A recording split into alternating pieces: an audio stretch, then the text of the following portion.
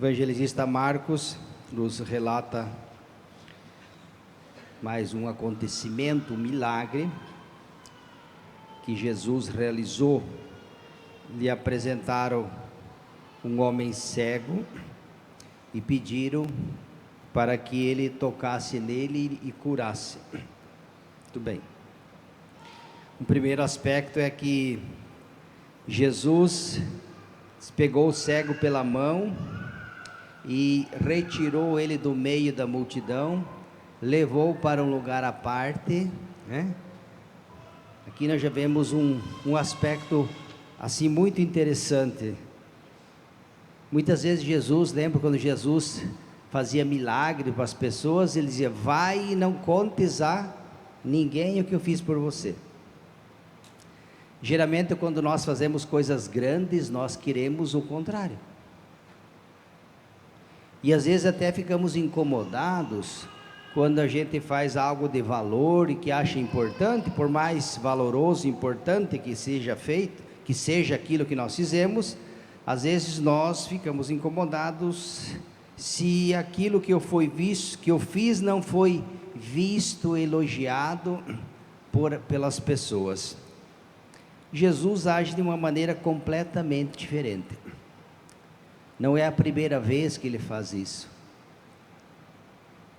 Dos leprosos também, e tantos outros acontecimentos, Jesus cura e pede, quase que proíbe: não contes a ninguém aquilo que eu fiz para você. Geralmente a gente proíbe alguém de falar quando é uma coisa ruim, negativa, mas se é uma coisa boa, qual o problema? É que Jesus sabia que havia uma expectativa falsa em relação ao Messias. Então Jesus não queria nutrir falsas expectativas com relação à vinda do Messias, e também nem mesmo passar a ideia de um milagreiro. O padre já falou várias vezes que é verdade que Jesus fez muitos milagres, mas Jesus não veio ao mundo para fazer milagre. Jesus é o Deus que se encarna, e ele veio ao mundo para resgatar a dignidade humana que fora perdido por causa da desobediência, do orgulho e do pecado. Foi por isso que Deus enviou Jesus ao mundo. Essa é a primeira missão dele.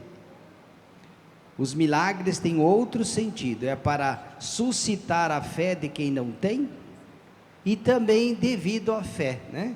Muitos milagres que Jesus fez para que, pelo menos vendo os sinais, acreditarão. Outros, então aqui supõe que não tinham fé. Fez milagres para suscitar a fé de muitos que não tinham, que talvez só fossem acreditar pelo milagre. Quantas vezes Jesus foi encurralado, né? Se fizeres isso, se fizeres aquilo, aí eu acredito em você, tá vendo? Em outras situações, o contrário, vendo a fé daquele povo, vendo a fé daquela pessoa, Jesus, lembra na sua cidade, quando diz um profeta só não é bem estimado e bem visto entre os seus, e ali não realizou nenhum milagre. Está vendo? Porque não viu a fé suficiente no seu povo, na sua comunidade. Mas o fato hoje é interessante. Jesus cura, chama para fora, levou para fora do povoado, e depois disse para ele: não entres de novo no povoado. Aqui o povoado deve ser entendido não apenas como um lugar físico. Na Sagrada Escritura nós temos umas imagens, Jesus usa de metáforas, de parábolas, de imagens, para dizer outra coisa. Esse aqui, quando Jesus cura aquela pessoa, quando ela experimenta, porque toda cura é uma ação direta de Deus na vida da pessoa, e a pessoa que foi tocada, que foi curada, ela não pode voltar a ser mais a mesma. Então aqui a frase não voltes mais para o teu povoado, Jesus não está referindo apenas ao lugar físico onde ele habita. Lembre a pecadora pública quando Jesus perdoou. O que Jesus disse? Vai em paz. Primeiro, mulher, alguém te condenou? O que ela disse? Não, Senhor, ninguém me condenou. Eu também não te condeno. Teus pecados são todos perdoados. Vai em paz. E o que mais que Jesus disse? E não tornes a pecar mais. É o que Jesus disse aqui, ó. Não voltes atrás, ó. Se você foi curado, você foi trocado pela graça de Deus, você teve uma experiência de Deus, portanto, viva esta nova dimensão. É como se dissesse para mim e para você: olha, eu te perdoei, você foi perdoado. Quando nós confessamos, por exemplo, nós vamos lá no padre, nós confessamos, recebemos o perdão de Deus por intermédio do sacerdote, pela graça de Deus e da igreja, e no final nós vai em paz e não peques mais, ou faça todo esforço possível para viver na graça e não no pecado. Então é isso que Jesus está dizendo a este cego: olha, você foi curado, não só da cegueira física, mas também talvez aquela cegueira espiritual. Se você foi agraciado por Deus, viva a graça de Deus, não volte no pecado, não volte na idolatria, não volte enfim. Então é dessa cura e desse não entres no povoado que Jesus está falando, né? Uma nova forma de viver, aquilo que nós entendemos e a igreja entende quando fala de conversão, né? A conversão não é fazer milagres, grandes coisas, não. A conversão é um processo da vida, é uma mudança de vida, né? Se eu vivia de um jeito, eu passo a viver de outro. É uma mudança de mentalidade, né? Isso que significa conversão. Eu andava por um caminho, agora estou andando por outro.